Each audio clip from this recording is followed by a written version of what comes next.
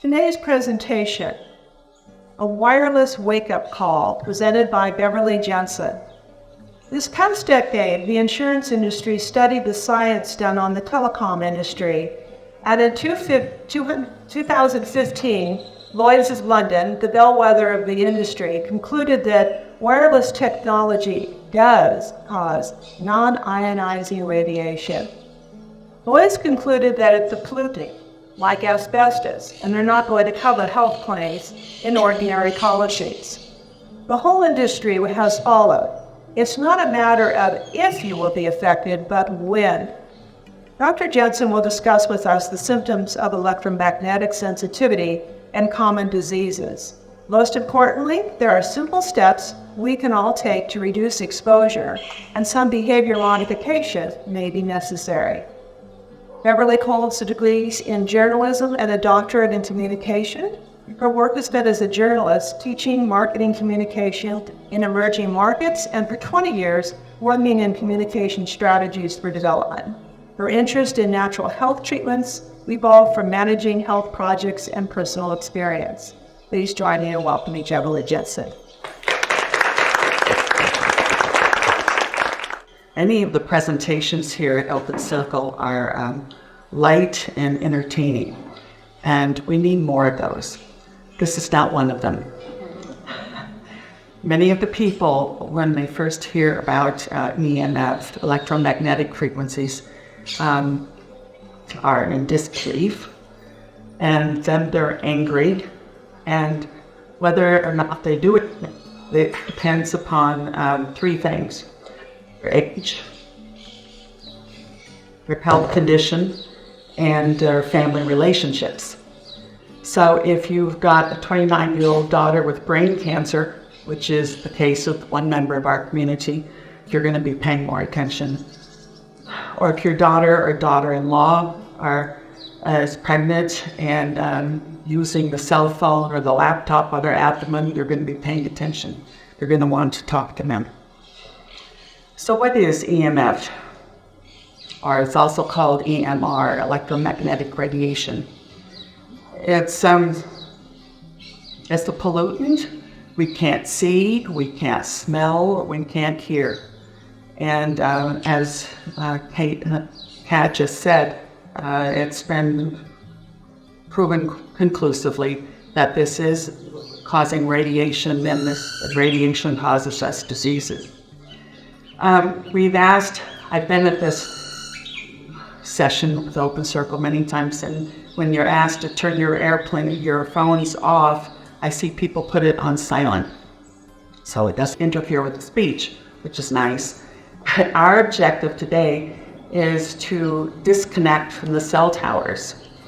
And to do that, if you've got an Android, you can simply turn your phone off. If you've got an iPhone and you turn it off, the phone is still connecting to the cell towers. You're not reducing your radiation levels. So, as an experience of how this sounds, since we can't hear it, we can't see it, we can't smell it, I brought my professional meter, and I'm going to have Kat walk around and you'll hear what radio frequencies sound like. And if she comes by you and your phone is still on, it will scream. It'll be extreme. Otherwise, when I measured this before you all arrived, and it was moderate levels. So we'll turn this on, just circle out and see, and you can hear what's going on. Well, why is EMR or EMF a problem? We'll do a simple elementary biology class lesson. We are bioelectric beings. This is why the MD uses EKG to measure what's going on with your body, but all the cells in our body are directed by electric frequencies from the brain and from the heart. And it's estimated that with the levels of radiation we're living in now, that we are subjected to 18 quintillion times more radiation than we are accustomed to in nature. That's 18 zeros. So that's not sustainable. I grew up in Okinawa, where my father worked for the U.S. Army Signal Corps. And he was developing satellite communication technology. In his workshop, he was in the civil service, so we stayed on the island for most of the decade while everybody else rotated every 2 years. It's a military base. And he was developing satellite communication technology, and in his workshop, most fathers' workshops had the tools of saws and hammers and wrenches. The tools at my dad's workshop were oscilloscopes and Geiger counters. He was measuring radiation. And every time we went into the workshop or tried to visit him, he would read us the Riot Act and drilled into our heads, if a device sends radio signals and receives radio signals, it's dangerous. Stay back. And he would turn these devices off when we came into the workshop. So let's think about this for a minute. If a device that sends radio signals and receives radio signals and is dangerous, and you understood this, you would never put the phone by your head. You would not put it in your breast pocket of your suit where it's going to be next to your heart. And it does cause heart schwannomas, a type of tumor. You would not put it in your pants pocket, not if you want to have children. There's been over 200 studies on the effects this has on the sperms. The girls should not be putting it in their back pants pocket because it cooks the ovaries, and girls are born with all the eggs they're going to have.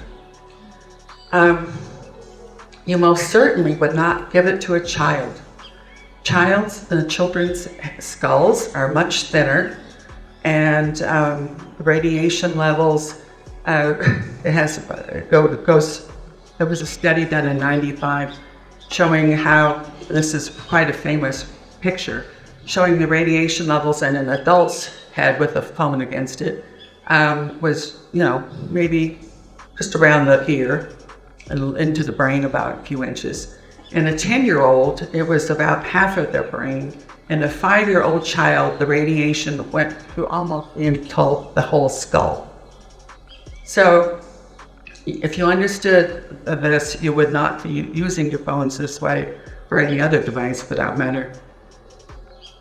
So I'm talking about the radiation levels of 3G and 4G. Between 3G and 4G, the radiation levels increased 10 times. And there's been one study out just last week or two from Sweden on how the radiation levels increase in an apartment in Sweden when the tower on the roof of this apartment building was changed from 4G to 5G. And the radiation levels went up 188 times. The man and the woman, 62 and 63 years old, in that apartment must have agreed to do an experiment. They had been living in this apartment with the 4G and previously a 3G tower above them. So what does the science say about this? First of all, most of this funding in the United States ended by the mid-'80s.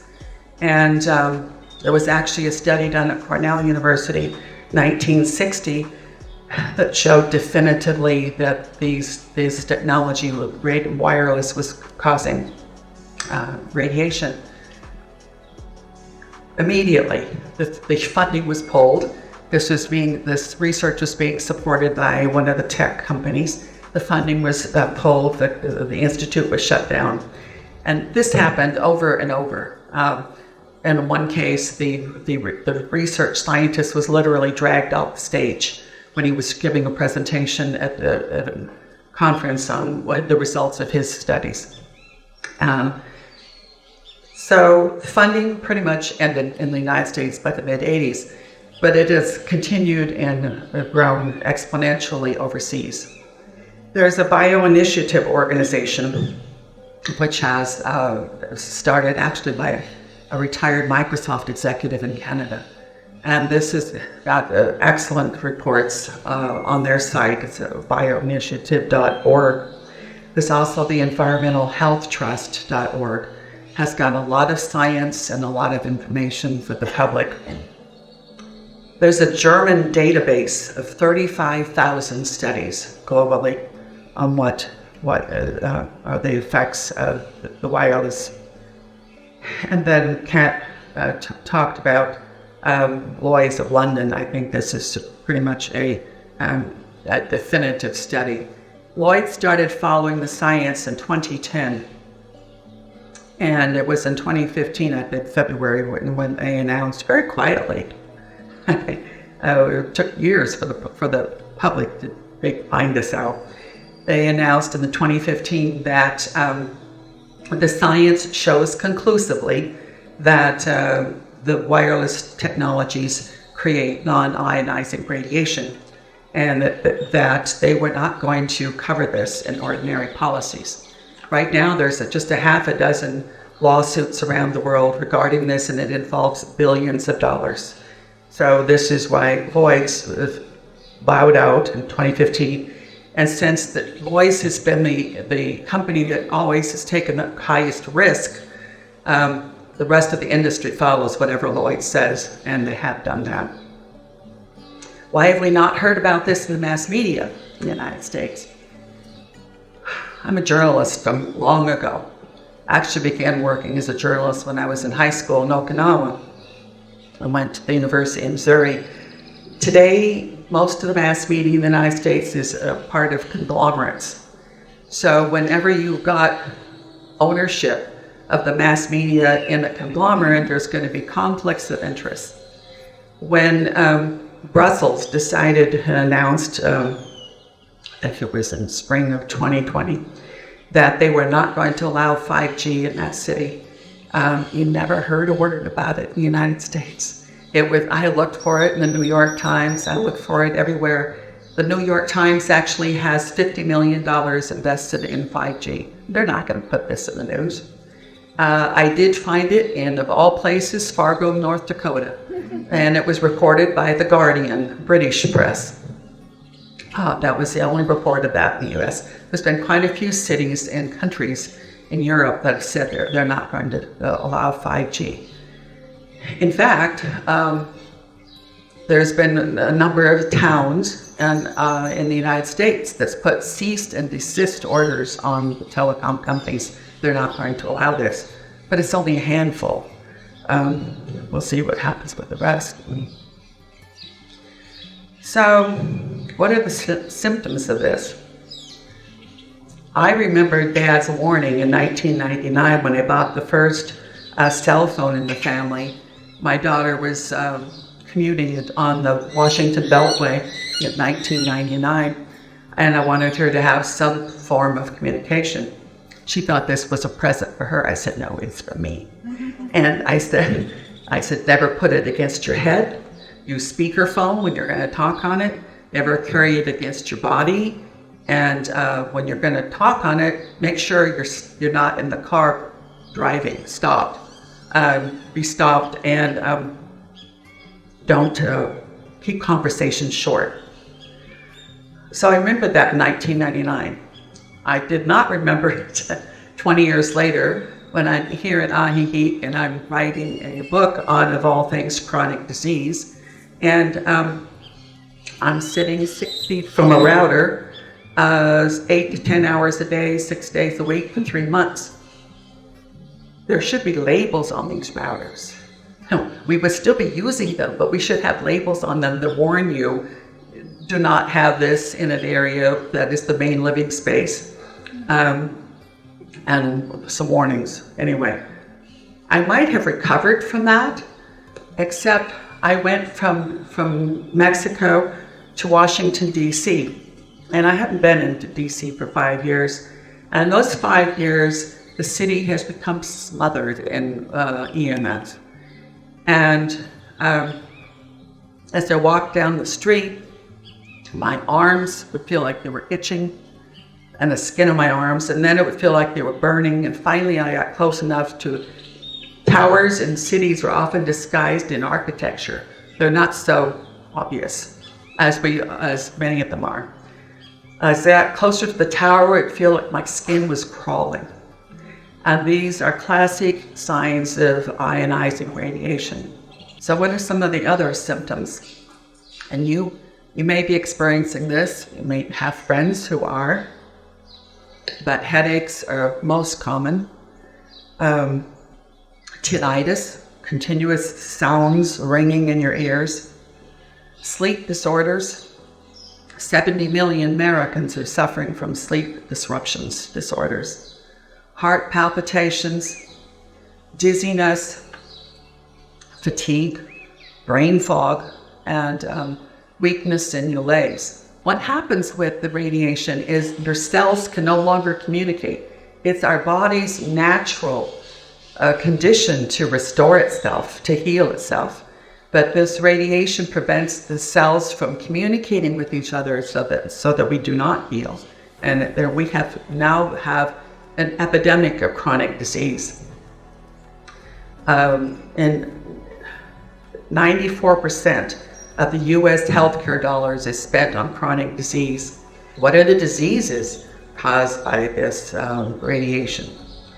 We can first talk about the 3 A's. Autism in the young, the very young. There's a spectrum of autism. And anxiety and depression in those, particularly the millennials, but actually anybody who's been on the computers and cell phones for 15 to 20 years is very likely to be experiencing anxiety or depression. Then there's Alzheimer's and dementia, which has increased dramatically in the last 15 years. And it's occurring at younger and younger ages. There's childhood leukemia is a fairly common result with the very young. Infertility. 1 in 6 couples cannot conceive, who are trying to. And for the last 7 years, the birth rate in the United States has been declining. 1 year it declined 3%. And the talk of miscarriages among my daughter's age group is as common as talking about having a cold. And now, since COVID, the miscarriage rate has increased 1,100% in the last 2 years. Heart tumors and brain tumors. This became very obvious in 2 multi-year studies that were done. One in the United States by the National Toxicology Program that went on for 7 or 8 years. Same time, an institute in Italy was doing a similar test, and both institutes found the same results. The same type of brain tumor was occurring in the rats and the mice. The rats and the mice, they are genetically and biologically and behaviorally quite related to humans. So that's why they are the choice of scientists in the labs. So what happens with the FCC? Why have we not heard about this from our government agencies? And why are we not told what is going on? The FCC has the dubious honor of being called the first agency that was, I think it started the title of captured agency. It has been run, especially since the mid-'80s, managed and controlled by the people in the industry who it's supposed to be regulating. So that hasn't worked well. And the radiation levels in the United States, Canada, and the UK are 100 times what the permitted levels are in Russia and China and many countries in Europe. And so in 2013, one of the government offices, I think it was the Office of Accountability, told the FCC to review the science again, because the standards had been set in 1996 and had never been changed, even though there's been thousands of studies done since 1996. So in 2013, the Government Accountability Office told the FCC, go back and look at the science and reevaluate this. For a few years, they opened up a comment section and they got hundreds of scientific studies submitted and comments from scientists and physicians and the public that was concerned. And after allowing that open discussion, they concluded, and this is still, the agency is still being controlled by the industry that's supposed to be regulating it. They concluded it was fine. They left it alone. This announcement came out in December of 19, and I think it was a few weeks later, the Environmental Health Trust and the Children's Health Defense filed a lawsuit against the FCC, which they lost. The FCC lost, and the court ruled in August of 20 that the FCC had not, here's what they said, the Commission's cursory analysis of material record evidence was insufficient as a matter of law. Go back and look at it again. What can you do? What should you do? And I've talked to a number of people who say, oh, I know this is terrible, but they seem sort of helpless to actually do anything about it. So, but there are some very specific steps that can make an immediate dramatic reduction in your radiation levels. And the first one is to get the router out of the living room. I'm not going to ask you to raise your hands, but just about every home I go into, the router is there in the living room. And the router, other than depends on how you're using your phone or if you're using a cell phone, but the router is probably the highest in, I don't know, it's one of the worst. And it should be moved into the least used room in the house, which most definitely cannot be a bedroom. It can be covered with what's called a Faraday cage. And the Faraday cage can be a shielding fabric, or it can actually be a metal mesh that will block the radiation coming from it. And it should be turned off when you go to bed. And you can buy a little device for $10 that will automatically turn that off so you don't have to think about it. But it would actually be best just to have it off whenever you're not using the computer. So move the router out of the living room. Don't buy smart appliances. You do not need your refrigerator to tell you when you need to go buy milk. You know, the idea that we need I don't know what these are supposed to be telling us, but what they are doing is they're sending signals to the smart meter, which is another thing that you should not do, should not allow, opt out of, or put a guard over it. The smart meter's been causing a great deal of health problems. But don't buy the smart appliances, because they're beaming Wi-Fi all around your home if you've got the smart meter, which, I mean, I don't know what the situation in Mexico. I know in many areas it's common. The Pew Research Center found that the average home in America now has 23 wireless devices beaming around the house. This is not good for public health. The bedroom has to be Wi-Fi free. The bedroom should be a sanctuary for your well-being.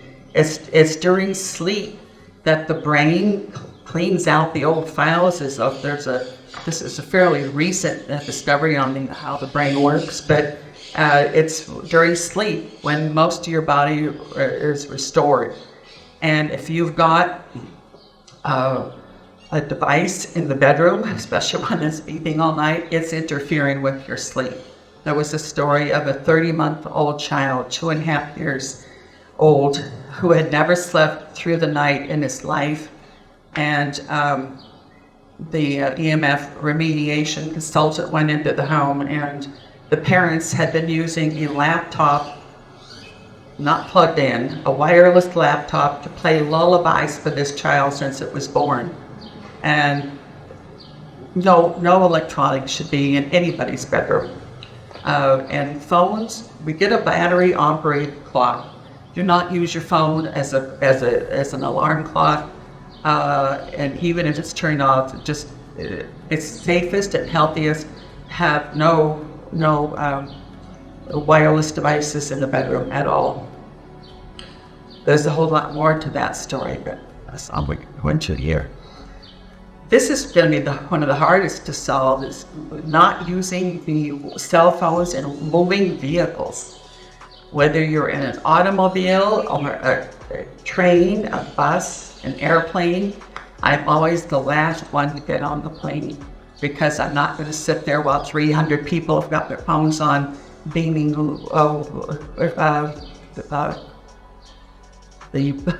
putting the beams all around the aircraft. And I think we are accustomed to just, if we're the passenger in the car, we relax and we make phone calls when they're in the car. And it's what that means is you've got the radiation bouncing all around inside the metal vehicle, and the phone is also always searching for the next cell tower. So you've got a double whammy going on. Not a good idea.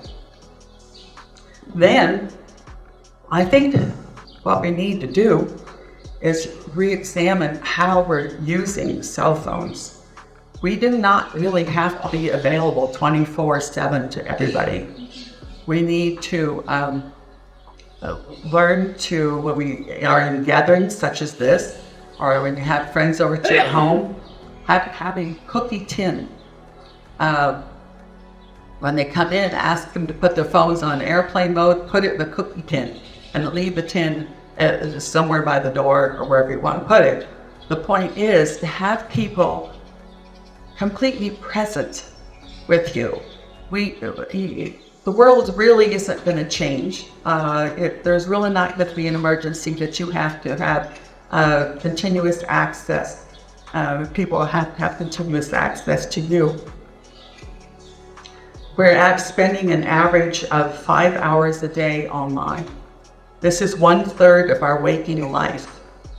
And what is this doing to us? There's more loneliness than ever. And now with COVID, we've just exponentially increased that. And human beings, we learn and we thrive through relationships. But I saw an ad, I was in disbelief. You could buy a child-sized robot that will show your child for $1,500. It'll show your child human emotions on this face that kind of looks like an emoticon. And it's like, why would you not have your child be playing with the neighbors or anybody else? Why would you buy a robot to teach your child human emotions? And there's actually an East Coast college that has a class now, a course they offer on reading human emotions. Like, what planet are we on? You know, who are we that we need to study how to read emotions? It makes you stop and think about, where are we going as a society, as a culture, as a species? Where are we headed from here? Between 1960 and the early 90s, the Soviet Union conducted over 800 studies on the effects of radiation, low-level radiation in their workplaces. What happened with their workers? 800 studies. They found, I'm just going to do the low end of the scale here. They found that if the workers were in this environment of ELF, extremely low frequencies. Think Alexa. Alexa's extremely low frequency. Think your wearables. Those are low frequency, very low frequency. Many of the meters won't even read that, but mine does. And they found that if the worker was working in extremely low frequency environment for 1 to 2 years, and then left and was in an environment that was free of radiation for 1 to 2 years, they would completely recover.